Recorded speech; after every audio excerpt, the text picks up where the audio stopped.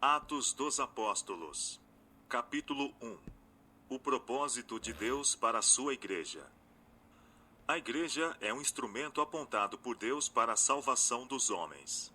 Foi organizada para servir e sua missão é levar o evangelho ao mundo. Desde o princípio tem sido o plano de Deus que, através de sua igreja, seja refletida para o mundo sua plenitude e suficiência. Aos membros da igreja, a quem ele chamou das trevas para sua maravilhosa luz, compete manifestar sua glória. A igreja é a depositária das riquezas da graça de Cristo, e pela igreja será, a seu tempo, manifesta mesmo aos principados e potestades nos céus, a final e ampla demonstração do amor de Deus. Muitas e maravilhosas são as promessas citadas nas Escrituras com respeito à igreja. Porque a minha casa será chamada casa de oração para todos os povos. Isaías capítulo 56, verso 7. E a elas e aos lugares ao redor do meu outeiro eu porei por bênção. E farei descer a chuva a seu tempo, chuvas de bênção serão. E lhes levantarei uma plantação de renome, e nunca mais serão consumidas pela fome na terra. Nem mais levarão sobre si o opróbrio dos gentios. Saberão, porém, que eu, o Senhor seu Deus, estou com elas, e que elas são meu povo, a casa de Israel, diz o Senhor Jeová. Vós, pois, ó ovelhas minhas, ovelhas do meu pasto, homens sois, mas eu sou vosso Deus, diz o Senhor Jeová. Ezequiel capítulo 34, verso 26, e versos 29 a 31.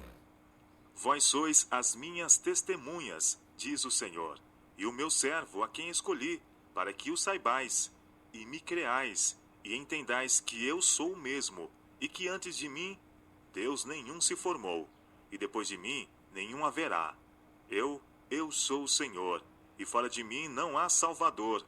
Eu anunciei, e eu salvei, e eu o fiz ouvir, e Deus estranho não houve entre vós, pois vós sois as minhas testemunhas, diz o Senhor. Eu sou Deus. Isaías capítulo 43, versos 10 a 12. Eu, o Senhor, te chamei em justiça, e te tomarei pela mão e te guardarei, e te darei por conserto do povo, e para a luz dos gentios, para abrir os olhos dos cegos, para tirar da prisão os presos, e do cárcere os que jazem em trevas. Isaías capítulo 42, versos 6 e 7. No tempo favorável te ouvi, e no dia da salvação te ajudei, e te guardarei, e te darei por conserto do povo, para restaurares a terra, e lhes dares em herança as herdades assoladas, para dizeres aos presos: saí, e aos que estão em trevas, aparecei. Eles pastarão nos caminhos, e em todos os lugares altos terão seu pasto. Nunca terão fome, nem sede, nem a calma, nem o sol os afligirá, porque o que se compadece deles os guiará, e os levará mansamente aos mananciais das águas. E farei de todos os meus montes um caminho, e as minhas veredas serão exaltadas. Exultai, ó céus, e alegra-te tu, terra, e vós, montes, estalai de júbilo, porque o Senhor consolou seu povo, e dos seus aflitos se compadecerá. Mas Sião diz: já me desamparou o Senhor, e o Senhor se esqueceu de mim. Pode uma mulher esquecer-se tanto de seu filho que cria, que não se compadeça dele, do filho do seu ventre? Mas ainda que essa se esquecesse, eu, todavia, não me esquecerei de ti. Eis que nas palmas das minhas mãos te tenho gravado. Os teus muros estão continuamente perante mim. Isaías capítulo 49, versos 8 a 11, e versos 13 a 16. A igreja é a fortaleza de Deus, sua cidade de refúgio, que ele mantém num mundo revoltado.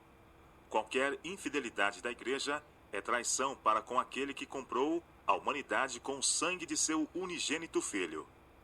Pessoas fiéis constituíram, desde o princípio, a igreja sobre a terra.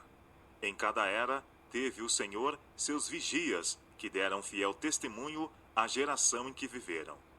Essas sentinelas apregoaram a mensagem de advertência, e ao serem chamadas para depor a armadura, outros empreenderam a tarefa.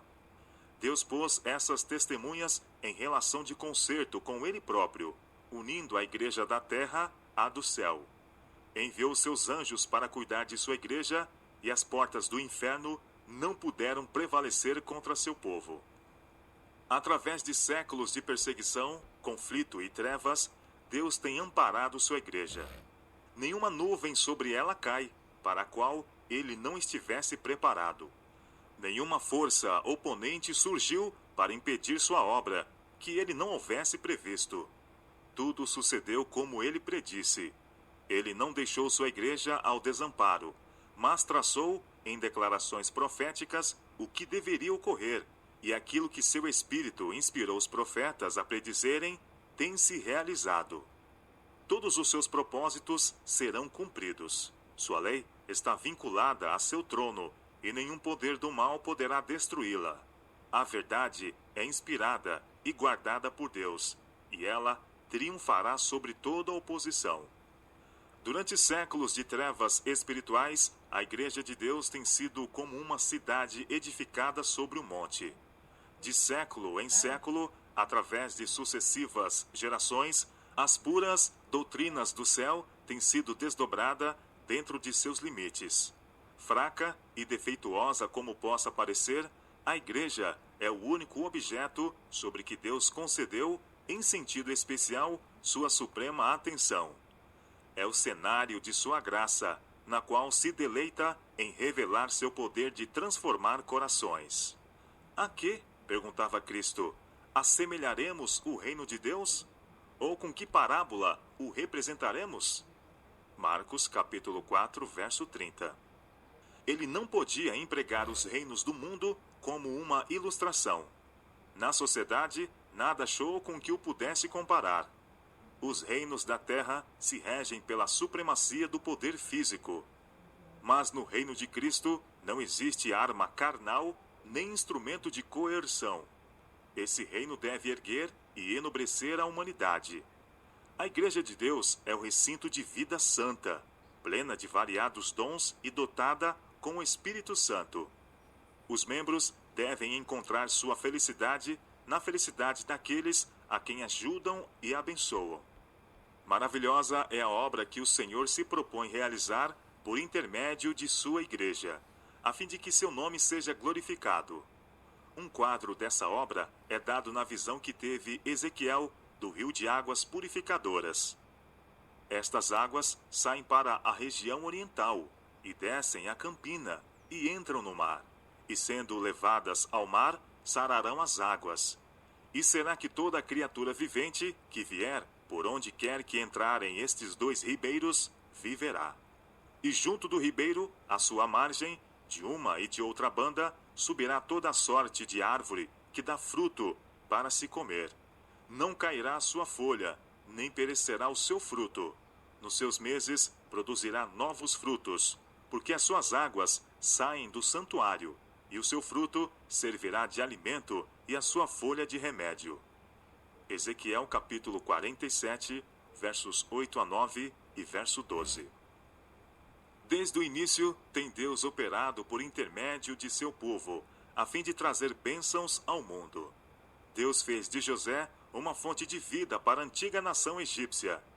Através de sua integridade, a vida de todo o povo foi preservada. Por meio de Daniel, salvou Deus a vida de todos os sábios de Babilônia. E esses livramentos são como lições objetivas. Eles ilustram as bênçãos espirituais oferecidas ao mundo pela ligação com Deus a quem José e Daniel adoravam. Todos aqueles em cujo coração Cristo habita, cada um que mostre seu amor ao mundo, é um cooperador de Deus para a bênção da humanidade. À medida que recebe do Salvador, graça para reparti-la com outros, de seu próprio ser fluem torrentes de vida espiritual. Deus escolhera Israel para revelar seu caráter aos homens. Queria que os israelitas fossem fontes de salvação no mundo. A eles foram entregues os oráculos do céu, a revelação da vontade de Deus. Nos primeiros dias de Israel, as nações do mundo, mediante práticas corruptas, tinham perdido o conhecimento de Deus. Eles o haviam conhecido antes, mas, porque não glorificaram como Deus, nem lhe deram graças, antes, em seus discursos, se desvaneceram e o seu coração insensato se obscureceu. Romanos capítulo 1, verso 21. Mas em sua misericórdia, Deus não as riscou da existência. Ele se propôs dar-lhes nova oportunidade de se familiarizarem com ele por intermédio de seu povo escolhido. Mediante os ensinos do sacrifício expiatório, Cristo devia ser exaltado perante todas as nações, e todos os que olhassem para ele viveriam. Cristo era o fundamento da organização judaica. Todo o sistema de tipos e símbolos era uma compacta profecia do Evangelho, uma representação em que se continham as promessas de redenção. Mas o povo de Israel perdeu de vista seus altos privilégios como representantes de Deus. Esqueceram-se de Deus e deixaram de cumprir sua santa missão. As bênçãos por eles recebidas não produziram bênçãos para o mundo. Apropriaram-se de todas as suas vantagens para a glorificação própria. Excluíram-se do mundo para escapar à tentação. As restrições por Deus, impostas na sua associação com os idólatras, como um meio de prevenir-lhes o conformismo com as práticas pagãs, eles as usaram para levantar um muro de separação entre si e as demais nações. Roubaram a Deus no serviço que ele requeria deles e roubaram ao próximo na guia religiosa e santo exemplo. Sacerdotes e príncipes fixaram-se numa rotina de cerimonialismo. Satisfizeram-se com uma religião legal e era-lhes impossível dar a outros as vivas verdades do céu. Consideravam suficiente sua própria justiça e não desejavam a intromissão de um novo elemento em sua religião. A boa vontade de Deus para com os homens não era por eles aceita como algo à parte deles próprios, mas a relacionava com seus próprios méritos por causa de suas boas obras. A fé que atua por amor e purifica a vida não achava lugar na união com a religião dos fariseus, feita de cerimonialismo e injunções humanas. De Israel, disse Deus: Eu mesmo te plantei, como vide excelente, uma semente inteiramente fiel. Como, pois, te tornaste para mim uma planta degenerada, de vide estranha? Jeremias capítulo 2, verso 21. Israel é uma vide frondosa, dá fruto para si mesmo. Oséias capítulo 10, verso 1. Agora, pois, ó moradores de Jerusalém, e homens de Judá, julgai, vos peço, entre mim e a minha vinha. Que mais se podia fazer à minha vinha, que eu lhe não tenha feito? E como, esperando eu que desse uvas, veio a produzir uvas bravas? Agora, pois, vos farei saber o que eu hei de fazer à minha vinha. Tirarei a sua sebe, para que sirva de pasto. Derribarei a sua parede, para que seja pisada, e a tornarei em deserto. Não será podada nem cavada, mas crescerão nela sarças e espinheiros. E às nuvens darei ordem que não derramem chuva sobre ela, porque a vinha do Senhor dos Exércitos é a casa de Israel, e os homens de Judá são a planta das suas delícias. E esperou que exercessem juízo, e eis aqui opressão, justiça, e eis aqui clamor. Isaías capítulo 5, versos 3 a 7.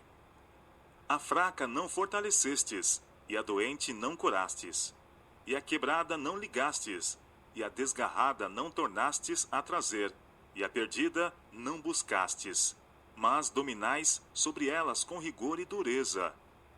Ezequiel capítulo 34, verso 4.